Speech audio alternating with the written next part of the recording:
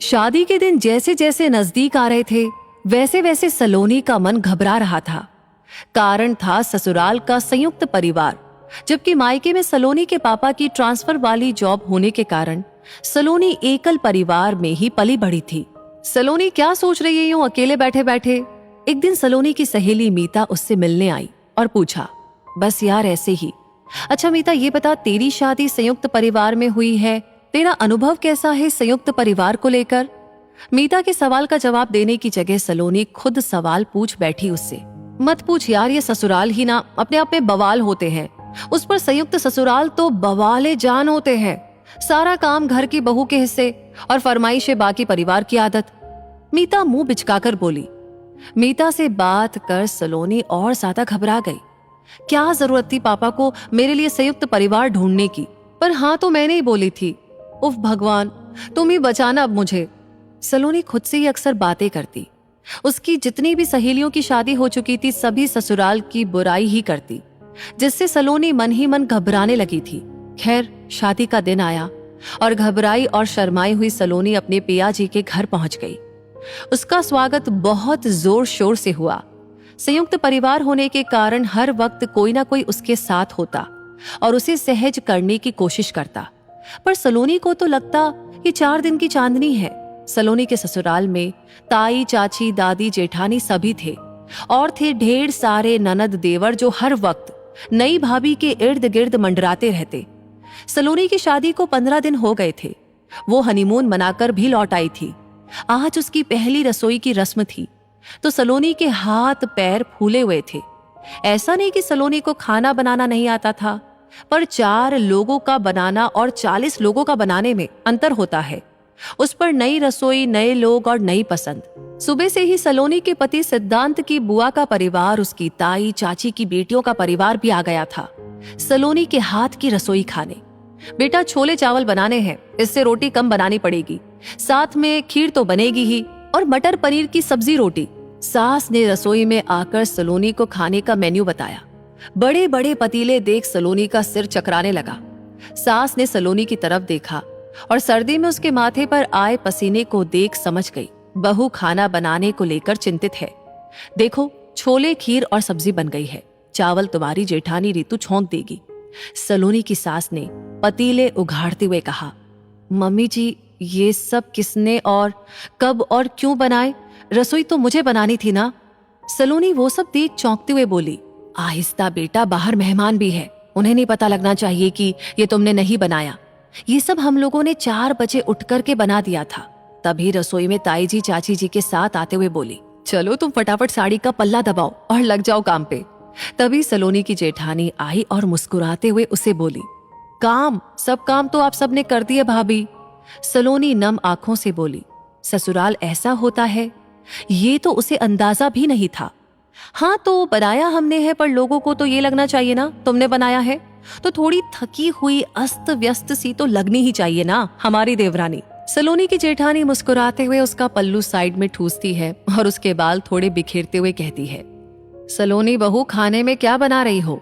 तभी बुआ सास रसोई में आते हुए बोली, जी, बहू ने तो सुबह जल्दी उठकर ही तैयारी कर दी सारी, अब तो बस रोटियां बनाना बाकी है, उसमें हम थोड़ी मदद कर देंगे, बेचारी थक गई होगी, लगे भी। ताई जी बुआ से बोली, हाँ ये तो है, पर लगता है तुम्हें सर्वगुण संपन्न बहू मिल गई जो इतनी सुबह उठकर रसोई में लग गई। खैर सलोनी, रोटियां करारी करारी बनाना जरा, बुआ जी बोली और सलोनी और उसकी जेठानी को छोड़ बाकी सब बाहर आ गए। सलोनी की जेठानी चावल भी छोंक चुकी थी तो वो बनते ही खाना लगा दिया गया। सलोनी, तुम रोटी सेक दो, बेल मैं देती हूँ। जल्दबाजी में सलोनी के हाथों टेढ़ी मेढ़ी रोटी बेलते देख उसकी जेठानी बोली। तभी परिवार की लड़कियां भी रसोई में आ गई और खाना परोसने लगी। थोड़ी देर में सारे काम निपट गए और सबने खाने की तारीफ करते हुए सलोनी को उपहार भी दिए। लो सलोनी बेटा, तुम्हारा रोटी बनाने का नेक। मेहमानों के जाने के बाद दादी सास ने कहा और सब उसे नेक देने लगे। पर दादी जी, खाना तो मैंने नहीं बनाया, वो तो मम्मी जी, चाची जी, ताई जी और भाभी ने बनाया, फिर इस नेक पर मेरा क्या हक?